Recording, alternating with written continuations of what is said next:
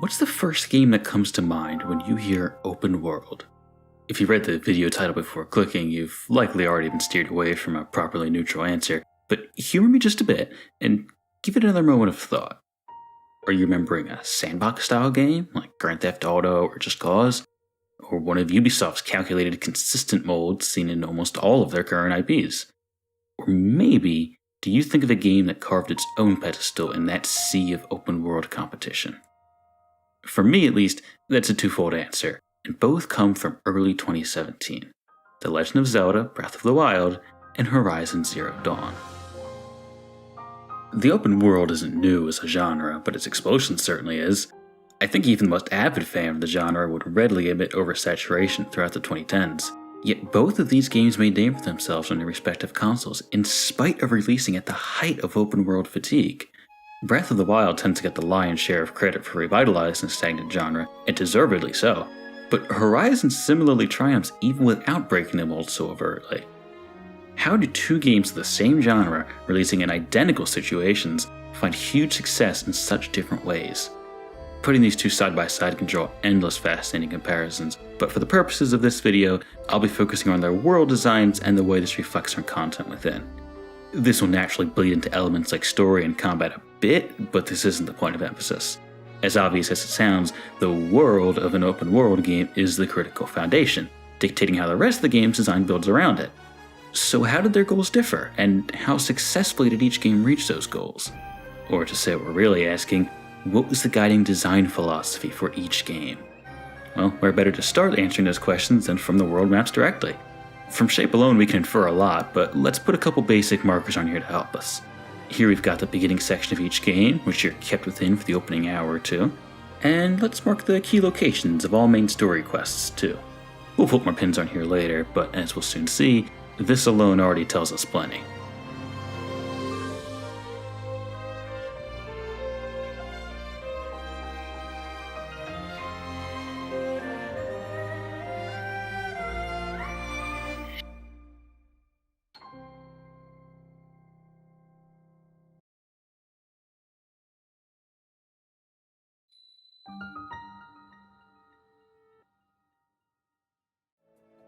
Starting from the beginning, the placement of these tutorial zones simultaneously reflects how the player is meant to feel when inside, and how the player should be pushed out of the nest once the story is ready. On Breath of the Wild's Great Plateau, you sit on an elevated piece of land that isn't quite the centerpiece of the world, yet remains a great perch to see the rest of the land from, even very distant set pieces. The player might not realize just how far away Death Mountain is, for instance, but the scope of Hyrule is immediately apparent. This tease sets the player up for their release from the plateau after getting the paraglider. You're nudged in the most gentle direction to Kakariko Village by a quest waypoint in the nearest launching pad, but by now you know the plateau is surrounded by varied landscapes on all sides. It feeds into Breath of the Wild's highly flexible and open-ended story structure. Without words, the game is communicating that other directions may be more unwelcoming at the moment, but gives the brave an open offer to try anyway. Horizon fuels the player's curiosity in an entirely different way, in line with the story's themes. The Embrace is a sheltered cut of land far removed from anything beyond the Nora tribe's superstitious borders. Very little of what's out there is known to Aloy, and by extension the player, aside from limited Nora knowledge and the odd legend. This parallel between the player's information and Aloy's is consistently well done in Horizon, and worth commending for how often open world games gloss over this relation. Aloy learns with the player, and rather than Aloy getting exposition she should already know for the sake of the player, you're kept on equal footing with her. This is great across the whole game, but especially crucial in this beginning section as the player is expected to build curiosity. Once set on your journey, the next quest is to reach the towering city of Meridian. Compared to Kakariko Village, this destination is a hike several times the size of the entire Embrace, nearly at the complete opposite end of the map. The Nora Sacred Lands only feed out one way, soon funneling towards the true expanse of the open world.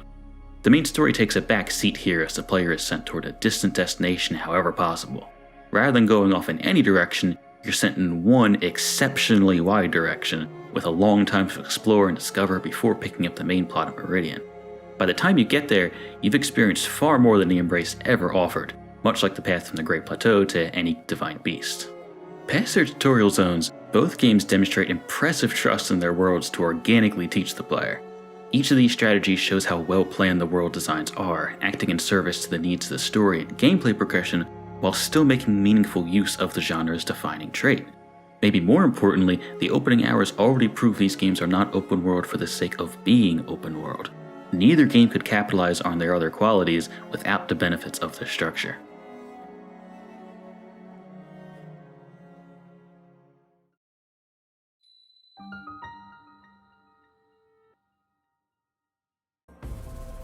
With the worlds opened up, this is where we really start to see the layout differences throughout the main quests. Notice how many of Horizon's story points take place in these offshoots at the edges of the map or similarly isolated locations. Even those that are more centralized inside the map are usually still contained by a streamlined entry point, like the elevated path to Dimmed Bones or the Eclipse excavation site. These instances act as an inverse of the player's journey from the Embrace to Meridian. Now you have a broad path to your eventual destination and are eventually funneled inward as you get close. It's a clever way to get the best of both worlds, making good use of the open world in a trek, and still being able to deliver a more handcrafted, guided experience once the heart of the story quest is in sight. Most story segments act as a transition from the open world into a gradually linearized one. Take the first instance of this, Maker's End, at the far northwest edge. You'll generally be coming from Meridian, but no matter which direction you start from, you'll be crossing several biomes just to get close. Once the land begins to funnel you, custom presentation elements like the music and atmosphere rev up to create this chilling vibe. You're led to the outskirts by a few combat sections, face your first Deathbringer, and are then led into the ruins of Maker's End. There are many of these ruins in the world, taking place in a vacuum independent of the larger world map. These are the most linear the game gets, typically used for the most major story beats to serve as a traditional level rather than an open world mission. The ascent of the Maker's End skyscraper is your first time learning anything significant about the backstory of this world. Come to a climax at the top floor before setting you loose into the world once again. This structure is used for many story beats, and it works great for how Horizon wants to build its world, tell its story, and get the player to journey off into different regions while making their own discoveries along the way. The biggest concession here is that the player isn't expected to go to these offshoot branches before the story is ready, nor are they expected to ever return afterwards. These sections are isolated enough that they can't act as landmarks in the world, leaving most of the open space to lean on side activities and memorable environments to fill the void. Breath of the Wild uses a much looser structure. Reclaiming 4 divine beasts makes up the bulk of your adventure and can be tackled in any order. You're strongly directed to go towards the Beast of Zora's Domain as your first goal, but anything goes here.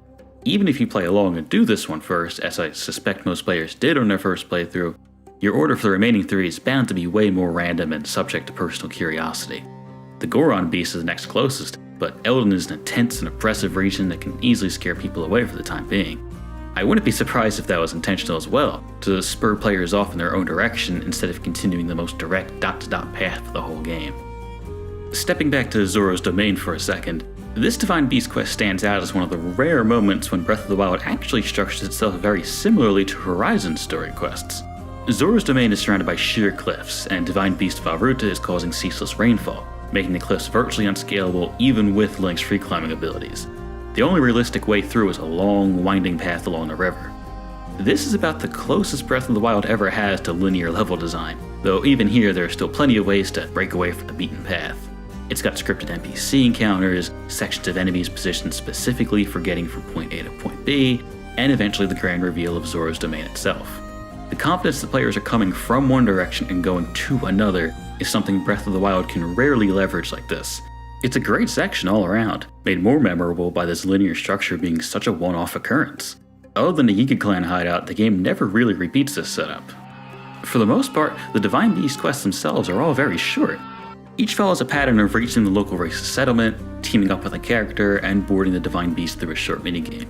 The meat of these quests comes from inside the Divine Beast, acting as a giant puzzle chamber built around the beast's central mechanism. Each machine caps off with a boss, then you're on to the next. On average, these 4 story quests only take about an hour from start to finish once you arrive. The emphasis is placed heavily on the journey to these settlements, encouraging you to get lost along the way and find side activities. Breath of the Wild's storytelling is much less of a focus than it is in Horizon, so this joy in the journey design philosophy makes perfect sense. The destination for any given story quest is never really the point. It's about how you find your way there and the emerging gameplay you experience from your moment-to-moment decisions. While I do think this was a missed opportunity for some inventive non-linear storytelling and a building mystery for a stronger narrative hook, it's hard to say that this game doesn't already excel at constantly grabbing the player's curiosity.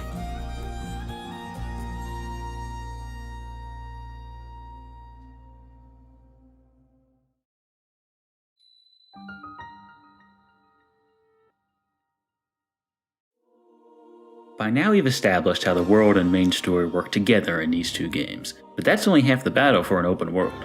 There's a whole lot of space left to fill. Traversing the environment and fighting scattered enemies covers momentary gameplay, sure, but we still need some defined activities to discover and complete. It's hard to draw an exact line on what kind of content counts here, so for brevity let's set a couple ground rules. No low-level collectibles that don't present gameplay beyond simply finding them, nothing that isn't officially recognized by the in-game completion counter as designated content, and no side quests. That last one is still important, but those warrant their own section, so let's put them aside for the moment. That leaves Zelda with Sheikah Towers and Shrines, and Horizon with Tallnecks, Cauldrons, Bandit Camps, Hunting Grounds, and Corrupted Zones. The easiest parallel to draw here is between Sheikah Towers and Tallnecks, both functioning as map-revealing activities. The Ubisoft Tower trope may not sound like a welcome conclusion, but both games distinguish these activities with unique spins.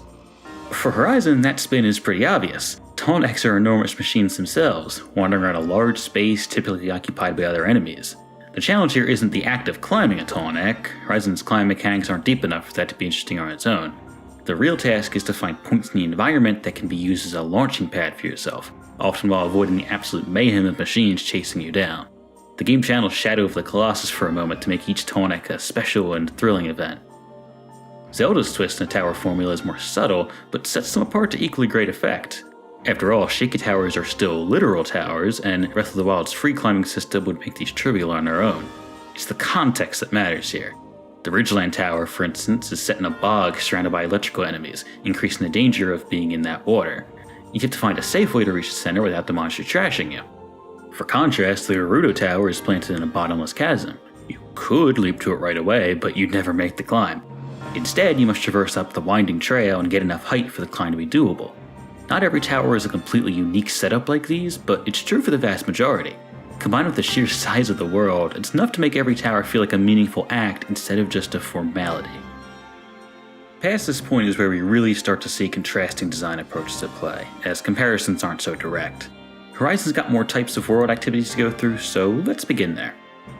Hunting Grounds are a selection of 3 skill challenges set over a small portion of land. Each test is distinct, and each set of trials share a general theme, like stealth or elements. There's nothing especially innovative about these, but they're a welcome addition to make the most of the game's varied combat mechanics and push players beyond their comfort zones. They aren't afraid to demand highly skilled play either, especially when playing on ultra-hard difficulty. These are among the very toughest challenges in the game. Getting full marks on every trial is no joke, often requiring advanced planning and near-flawless execution. For optional content like this, the challenge is very welcome. For a less compelling feature, Corrupted Zones. These are certainly the lowest effort type of side activity, and they don't really try to hide it. They don't have any of the cool location names or other content, nor any extra presentation value with characters or environmental context. They're just areas occupied by corrupted machines, the tougher variants usually tied to story quests. For fluff content, you can do a lot worse than these. The combination of machines on each site are diverse enough to feel custom made, so they're by no means brainless to take on. I think the real missed potential here is in their map locations. Corrupted zones are permanently cleared once defeated. The enemies never respawn, and that's more satisfying than you might expect. But most of these are found off the beaten path in places you likely won't revisit much in your travels. If the corrupted zones were more commonly found in travel hotspots, places you'll be passing through a lot, the reward of making those areas safe could have been a stronger payoff. As it is, they don't leave much of an impression. On paper, bandit camps are one of the more standard kinds of side content in Horizon. They're outposts, as popularized by Far Cry and similar games. And here's where we need to bleed into discussion outside of world content for a moment and talk about combat. Not machine combat, that's phenomenal and one of the most brilliant parts of the game. No, I'm talking about human combat. I can appreciate the difficult situation Guerrilla Games faced here. The plot necessitates human enemies, and it'd be awkward to restrict those confrontations just to cutscenes. I suspect human enemies were only made for the sake of the story, and I can support this by pointing out that there are virtually no human enemies that naturally appear in the open world. Once you've completed all story sequences and side quests, human enemies quietly fade out of the game entirely. This doesn't hide how half-baked it is, but it's certainly for the best. Horizon has good reason to have actual gameplay versus humans, but the combat system is built entirely for machines and their component-based mechanics. Humans are naturally smaller and slimmer than even the tiniest machines, so aiming doesn't feel built for such targets. And with that size limitation, they can't have all the complex parts of machines that make each of those enemies stand out from one another. There's no two ways to say it. Human combat in Horizon is pretty bad. Their AI is considerably dumber than machines, the game's combat systems don't really facilitate them, and worst of all, they feel generic to fight, the total antithesis of what machine combat strives to avoid. So if human combat is bad, why are bandit camps actually alright? Horizon leverages its level design big time to mask how dull human combat is on its own, and to surprisingly good success. I'm serious, the environments for bandit camps really do pull the weight to make these decently enjoyable. Take the Two Teeth camp, stationed along the side of this mountain. The whole fort is built on this long, fairly narrow path with different slopes to plan around. For comparison, Blackwing Snag is a plane crash site lodged along a river, with the wreckage being used for some unique geometry and defensive points.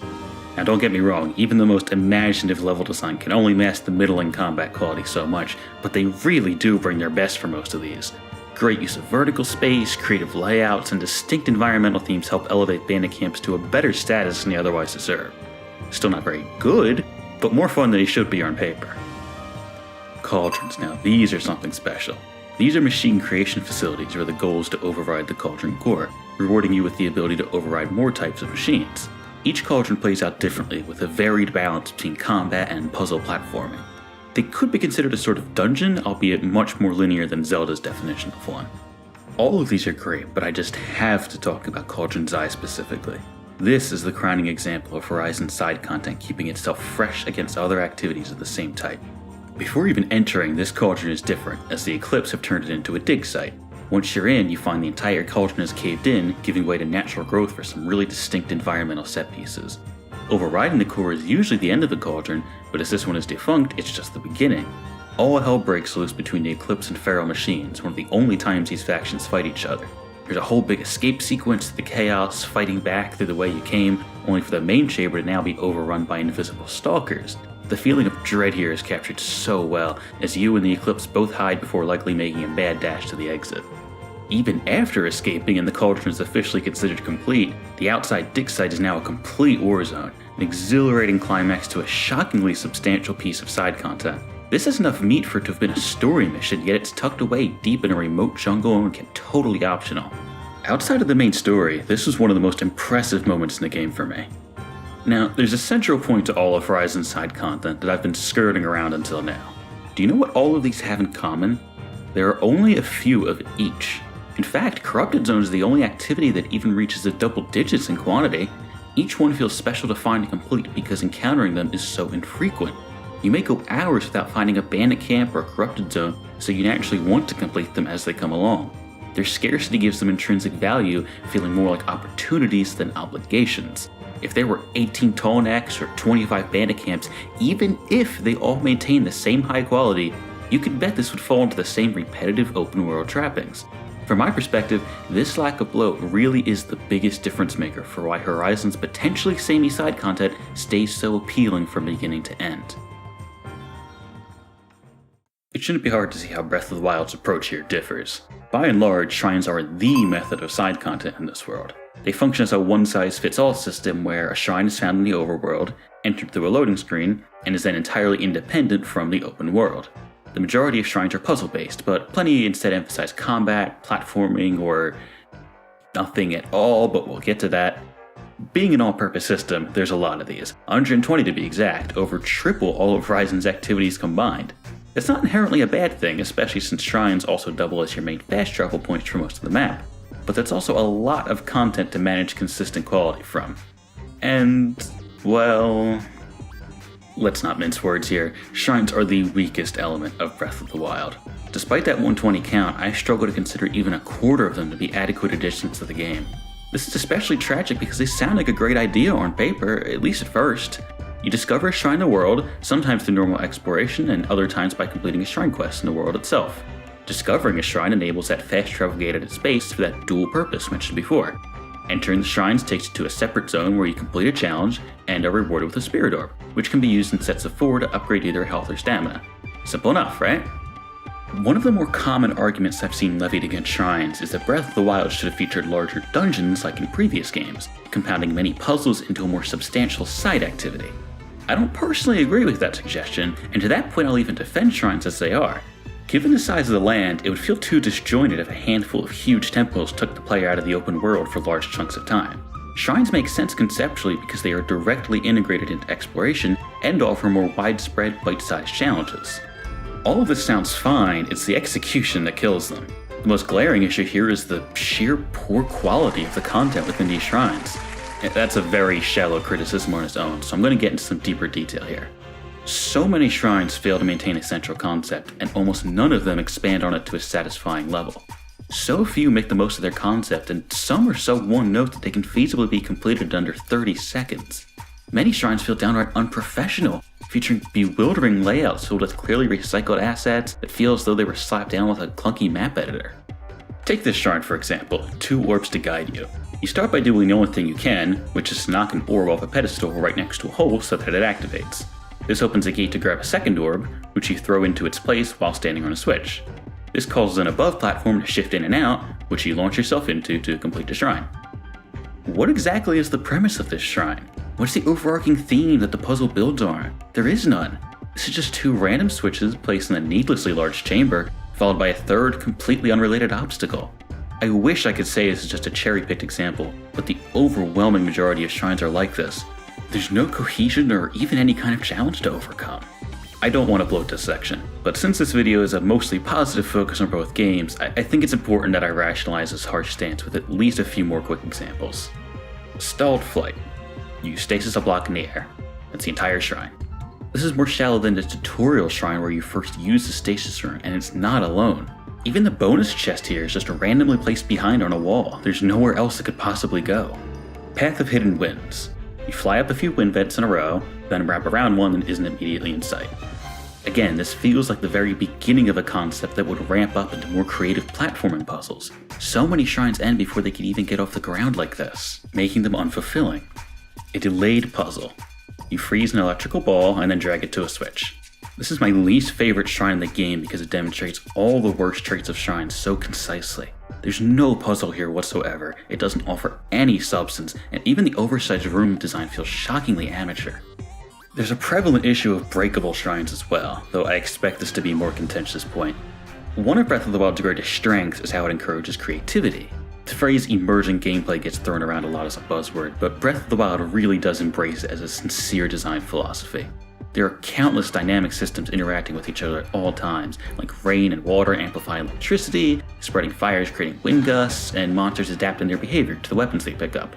These are a huge part of what makes Zelda's world so special, but when translated to the vacuum of shrines, they often read more as oversights.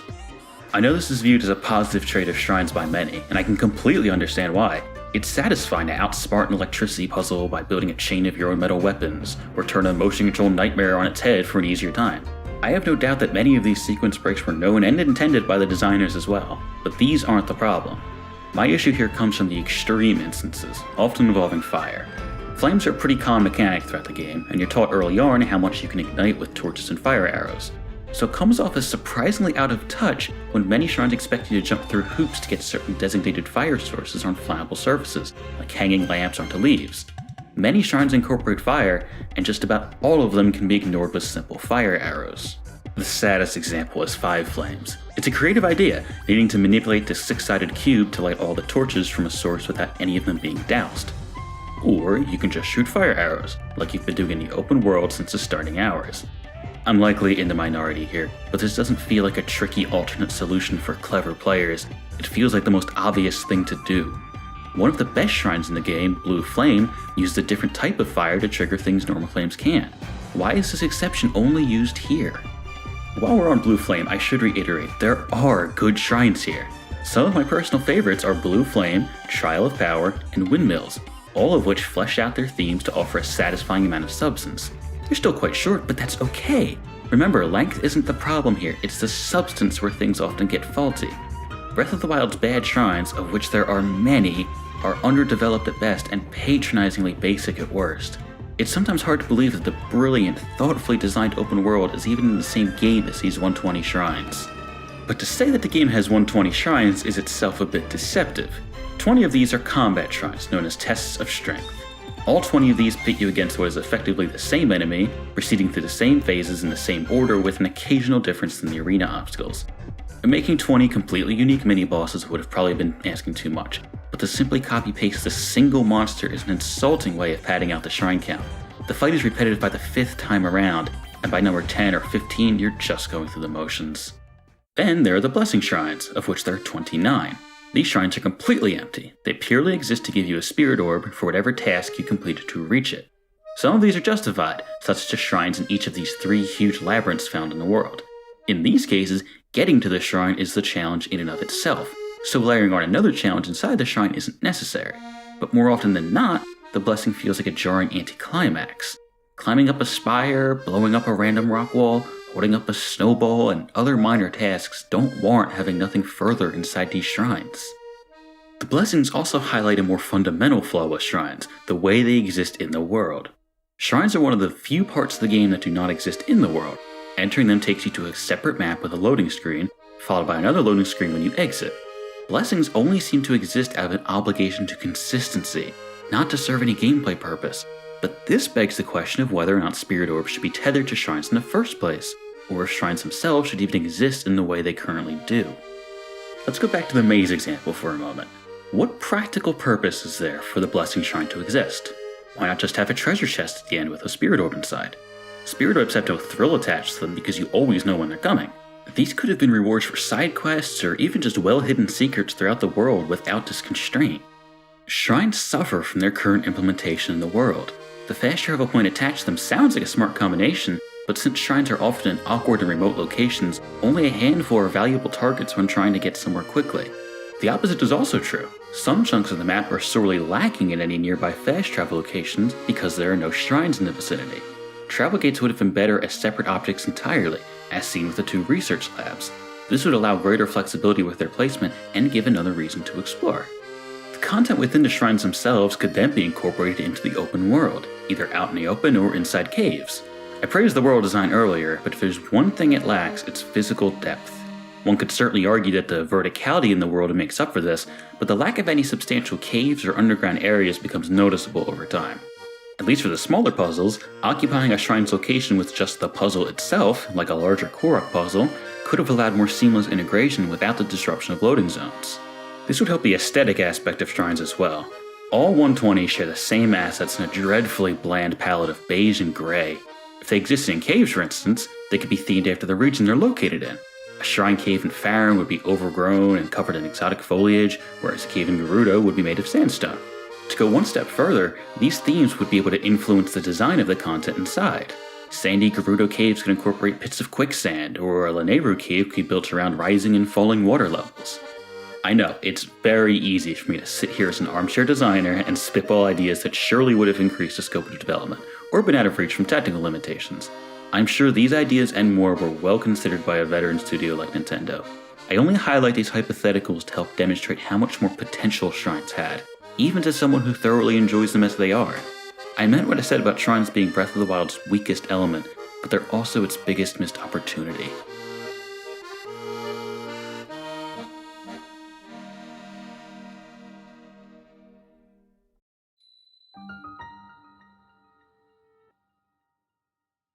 We've covered just about everything else now. Side quests have been put off long enough, but for good reason, I swear.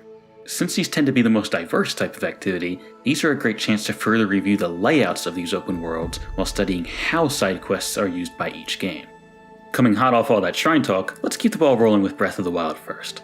Side quests are split between over 70 normal side quests and another 40-some shrine quests. There's no strict difference between the two other than shrine quests always rewarding you with a shrine. The amount of substance can vary just as much between both types of quests, so for discussion purposes this doesn't much matter. There's impressive diversity in Zelda side quests, which can be a double-edged sword. On the one hand, there's very little repetition where one quest feels like something you've already done in another. It's really remarkable for such a high count. But on the other hand, there's a serious difference in how much content some of these have to offer, sometimes stretching the meaning of the word quest. A few too many of these simply ask the player for standard items. It's often played for laughs, and that's fine, but these really do begin to devalue the weight of side quests when put alongside more significant ones. Given how much the rest of the game trusts the player to figure things out on their own, I think some of these basic fetch quests would have been better off unmarked altogether. Instead, just allow players to remember NPCs with needs and reward them for talking to people. There's already a few instances of this in the game, so the ones that do get flagged as quests seem totally arbitrary. Zelda's side quests are at their best when they capitalize on the open world they live in. One of my absolute favorite quests is Leviathan Bones, which I consider to be the perfect style of mission for a game like this. It's a quest you might receive pretty early on from a safe, accessible part of the map. You're asked by a group to find evidence of Leviathan fossils to prove each of their extinction theories, and are only given a very broad search region for each. This isn't the kind of quest you run out and complete immediately. After all, you're given no further direction, and there's a good chance you haven't even entered any of those regions when you first receive the task. Instead, it acts as a goal in the back of your head, something you try to remember as you explore and get those exciting "oh that's it" moments when you discover a skeleton many hours later. That sense of discovery is what makes this entire game tick, and the reason it feels so different from most open world games. Breath of the Wild's world is very, very carefully constructed to reward you with far off sightlines for reaching high places. Most world navigation looks less like straight line running and more like a roller coaster, gradually ascending to a peak, pausing to behold what you can see ahead, then hurling you forward until the next great climb. It should be no surprise that the same secret sauce of Breath of the Wild is what makes the best side quests so great. This works fine on a smaller scale too. A fragmented monument is a shrine quest involving chunks of a stone relic being spread across a beach. This isn't some grand worldwide treasure hunt like Leviathan Bones, but it similarly uses exploration as the core of the quest, not so much the destination. Shrine quests in general tend to be more consistent in their quality, barring the Blessing Shrine anticlimaxes from earlier. These often involve fun riddles that make you perform unusual feats or think outside the box about your surroundings. Not all of them hit the mark, but these are generally satisfying changes of pace that make good use of the world. Arguably the best side quest in the entire game is actually marked as a main quest for its story significance. Captured Memories gives you 12 images from specific views around the world, with your goal being to find the spot they were taken from. These span all over the map, creating a unique challenge of examining each image for clues. What notable set pieces are in sight? What angle are they from? What does the nearby terrain look like? These are excellent as they are, and a great way to deliver story moments over time, but I think the game could have benefited from several more quests in this same vein. Like Leviathan Bones, it's one of the best uses of the open world structure, and Breath of the Wild's unique strength in fueling discovery. Another of the game's best side quests is not actually a labeled quest at all. In the Zora region there are a number of hidden stone tablets with some lore. Finding each of these tablets actually is a side quest, but reading them is optional. However, one of them is damaged and missing some letters, but mentions an item called the Zora Helm. It tells of where the helm was stashed and clearly refers to a lake, but the name's unreadable. The only info you have is that it's 4 letters long. Sure enough, if you study your map, there's a landmark called Toto Lake very close to Zora's domain. Venturing to this lake will take you to a small set of submerged ruins, from which the Zora Helm can be fished out with magnesis. It's nothing groundbreaking, but you're trusted to make a discovery with your own intuition and are rewarded for it. More quests like this, marked or not, would have been an excellent way to hand out special rewards, rather than tucking special armor pieces away in random shrine chests. Like side and shrine quests, Horizon also distinguishes 2 types of quests, though it's a much blurrier line here. There are normal side quests, and there are errands. These are ostensibly shorter quests with less substance, but in practice this doesn't really hold true. Many errands have well-realized plots and events, while some side quests are fairly shallow. Ironically, I'd say this distinction would have fit a lot better in Breath of the Wild, separating the real missions from the fetch quests. Horizon only has a single errand that just asks you for a basic item, and the whole thing is played as a joke anyway. Beyond the slightly odd grouping system, Horizon's side quests are perhaps the best way to highlight how differently it uses its world compared to Breath of the Wild. Aloy doesn't have the same vertical ability as this Link, so the world can't leverage heights and discoveries from vantage points the same way. Most terrain is much flatter, as any sheer cliffs force you to find a way around instead of over. As such, a lot of the world space is actually dedicated to quest-specific set pieces. Let's take the Sunstone Rock quest as one example. The namesake prison is in the midst of a breakout when you show up. After turning the tides in the combat segment, you're requested to find 3 of the escapees in different directions. One takes refuge in a bandit camp backed against a mini-boss of sorts. Another is chased through a trap-infested hideout, and the last is tracked from an inn to a small docking station with other human enemies. Aside from the bandit camp serving a dual purpose, each event location here exists specifically for the sake of this quest. Compared to the broader open world, these sections are handmade to act as short, more linear experiences akin to story segments. This is how most quests make use of world space. Fatal Inheritance, the only use for the large estate south of Meridian, where you investigate a mass killing and fight off summoned machines. Trader's Bounty is the only use for the Green Climb, a long path up to a mountain bridge where you defend from waves of human mercenaries. Heap of Trouble is the only use for the huge Foundry scrapyard east of Freeheap, which you fight through before returning to Freeheap for a sort of tower defense style finale. There are exceptions, but this is how most quests are built to at least some degree. On the plus side, this makes many side quests more memorable, as they're aided by cutscenes, characters, and usually interesting stories alongside these custom locations. It could have used more puzzle-based quests like Breath of the Wild, but in general Horizon does a commendable job keeping side quest activities diverse with less to work with. But a pretty serious drawback comes from how divorced these can feel from the open world at large. For story quests this works without issue, as discussed earlier. Many edges of the world exist for story purposes, featuring big, scripted events at those correct moments. But when side quests populate the world in a similar way, it can suck some of the appeal from normal exploration. Finding these locations before or after the active quest is basically pointless, creating a number of functional dead zones in the map. Now, I should stress this isn't quite as intrusive as it may sound. With more limited movement options than Breath of the Wild, Horizon doesn't egg the player into following points of interest the same way. Its sense of exploration leads much heavier into enemy groups, discovering various combinations of machines in different biomes and hunting them accordingly. Mammoth rockbreakers controlling stretches of the Badlands, invisible stalkers hunting you through the dense jungles, grazers and striders being watched over by fiercer scrappers and ravagers. These are the kinds of scenarios Horizon depends on. When you're not in a quest of some kind, frequent combat is the counterbalance to keep the world engaging. Raw exploration isn't the hook of the game the way it is for Zelda. Horizon's greater emphasis on storytelling and world building makes this concession a bit easier to swallow, though I'd like to think these goals can coexist. Even just a handful of set pieces that aren't related to a quest event could have gone a long way, but there are virtually none. More small ruins like the bunker could have been a good way to hide some extra lure data points and small rewards, just for a modest example. As it stands, the world works great as you progress through the game, but leaves significantly less on the table once you've completed all explicit activities. You can be very confident you didn't miss anything along the way between point A and point B, which can't help but be a little disappointing since this really is a fun world to venture through.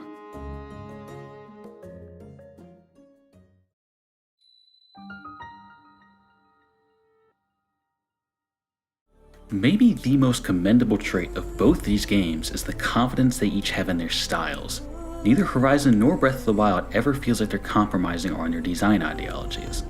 Zelda's highest priority is to hook the player on its call for adventure, endlessly daring you to explore the next stretch of land. It wants you to get happily sidetracked by its breadcrumb trails, detouring to whatever looks curious over this way and that. It wholly succeeds in this mission. Horizon seeks to tell a story through more than just the main plot, but constant world building in everything the player does. Every activity, every side quest, every machine, every ancient ruin, all of these are contextualized by the narrative lore. Content in Horizon's world seldom feels like it's there to meet a quota. There's always a greater purpose to these thanks to Horizon's high emphasis and confidence in its story. This makes a world of difference in Horizon's own path to success. There's something really special about seeing two games of the same genre find such contrasting ways to stand tall. Breath of the Wild and Horizon Zero Dawn are masterpieces through their respective design philosophies. With Horizon's sequel right around the corner and Zelda's hopefully not much further away, I'm thrilled to return to these captivating worlds.